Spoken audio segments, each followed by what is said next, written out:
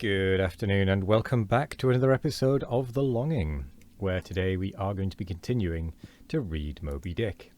So, let's get going. Chapter 108. Ahab and the Carpenter. The Deck. First Night Watch. Carpenter standing before his vice bench, and by the light of two lanterns, busily filing the ivory joist for the leg, which joist is firmly fixed in the vice. Slabs of ivory, leather straps, pads, screws, and various tools of all sorts lying about the bench. Forward the red flame of the forger's scene, where the blacksmith is at work.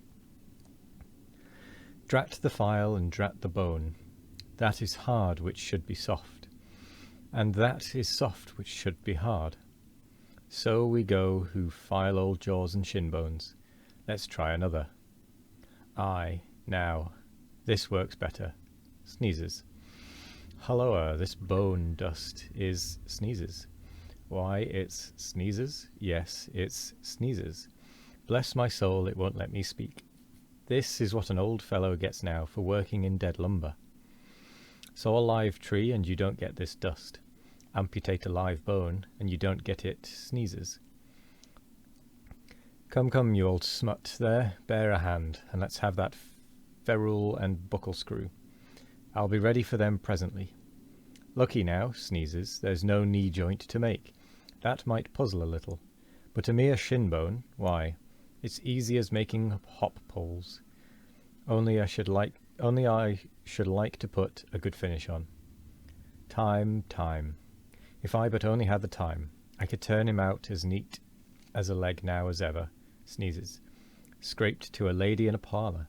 Those buckskin legs and calves of legs I've seen in shop windows wouldn't compare at all.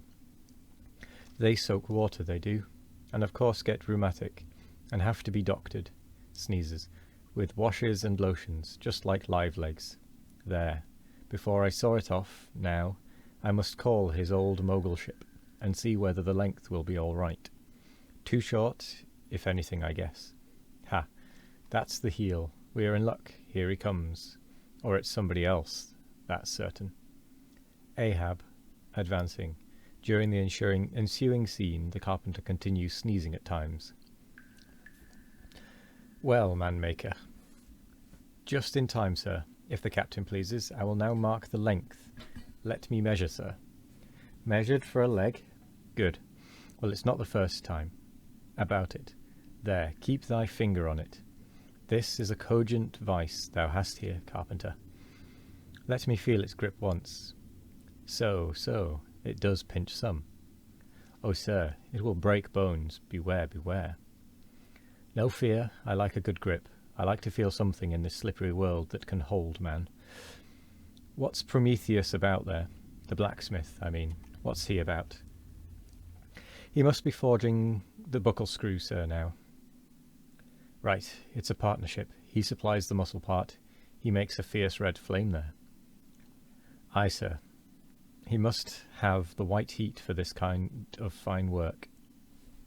So he must. I do deem it now a most meaning thing that that old Greek Prometheus, who made men, they say, should have been a blacksmith and animated them with fire. For what's made in fire must properly belong to fire, and so hell's probable. How the soot flies! This must be the remainder the Greek made the Africans of. Carpenter, when he's through with that buckle, tell him to forge a pair of steel shoulder blades. There's a peddler aboard with a crushing pack. Sir? Hold, while Prometheus is about it, I'll order a complete man after a desirable pattern. Imprimis, 50 feet high in his socks, then chest modelled after the Thames Tunnel. Then legs with roots to 'em, to stay in one place. Then arms 3 feet through the wrist, no heart at all, brass forehead, and about 1/4 of an acre of fine brains. And let me see, shall I order eyes to see outwards? No, but put a skylight on top of his head to illuminate inwards. There take the order and away.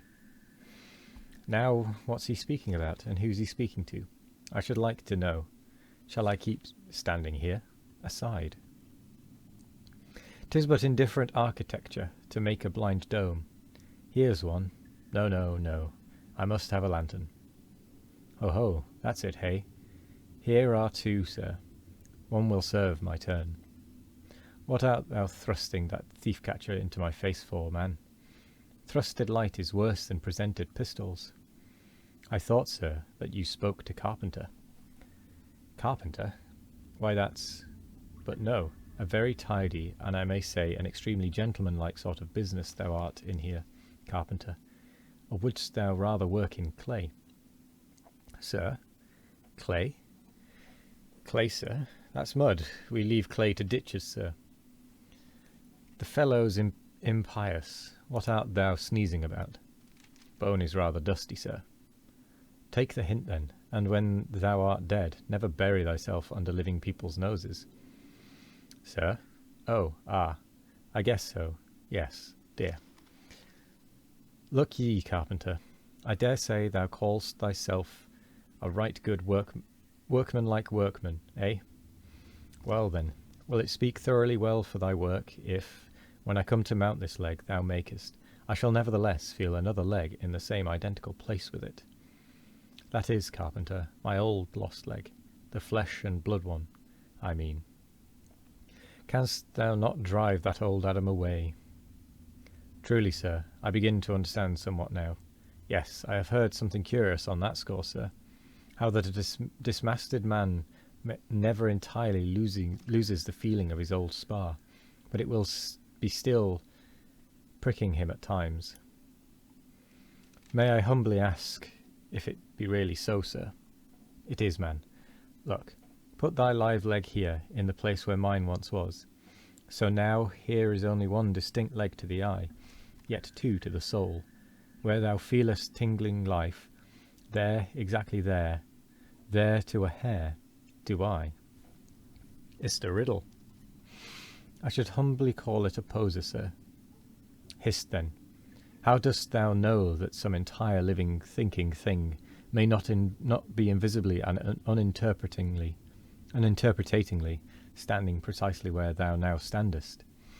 Aye, and standing there in thy spite, in thy most solitary hours? Then dost thou not fear eavesdroppers?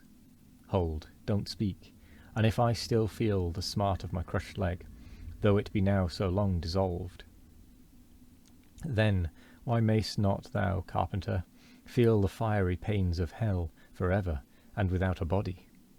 Ha! Good Lord! Truly, sir, if it comes to that, I must calculate over again. I think I didn't carry a small figure, sir. Look ye, Puddinghead should never grant premises. How long before the leg is done? Perhaps an hour, sir. Bungle away at it, then, and bring it to me. Turns to go. O life, here I am, proud as Greek god, and yet standing debtor to this blockhead for a bone to stand on. Cursed be that mortal indebtedness, which will not do away with ledgers. I would be free as air, and I'm down in the whole world's books.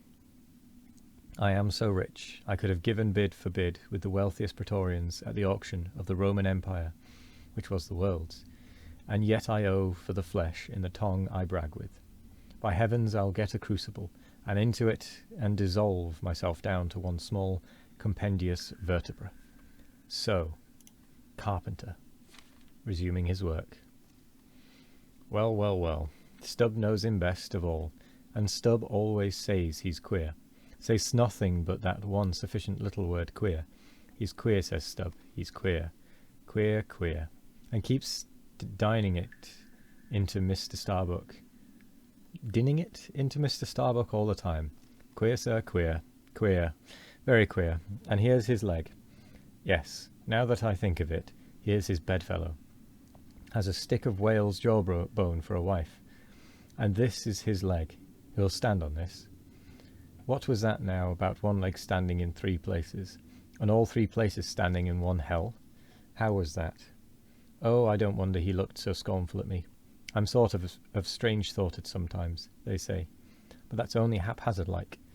Then a short little old body like me should never undertake to wade out into deep waters with tall, heron-built captains. The water chucks you under the chin pretty quick, and there's a great cry for lifeboats. And here's the heron's leg. Long and slim, sure enough. Now, for most folks, one pair of legs lasts a lifetime, and that must be because they use them mercifully, as a tender-hearted old lady uses her roly-poly old coach horses. But Ahab, oh, he's a hard driver. Look, driven one leg to death, and spavined the other for life, and now wears out bone legs by the cord. Halloa, there, you smut. Bear a hand there with those screws, and let's finish it before the resurrection fellow comes a-calling with his horn for all legs. True or false, as brewery men go round collecting old beer barrels to fill 'em up again. What a leg this is. It looks like a real live leg, filed down to nothing but the core. He'll be standing on this tomorrow. He'll be taking altitudes on it. Halloa, I almost forgot the little oval slate, smoothed ivory, where he figures up the latitude. So, chisel, file, and sandpaper now. And with that, we come to the end of the chapter, and so the end of the episode. We're down to just about the last 200 pages, which is pretty good going. So thank you very much for joining me today. I hope you all have a wonderful morning, evening, afternoon, or night, no matter what time of day it is. I hope you all have a wonderful one of it. And as always, we will be back tomorrow for more of The Longing. Goodbye.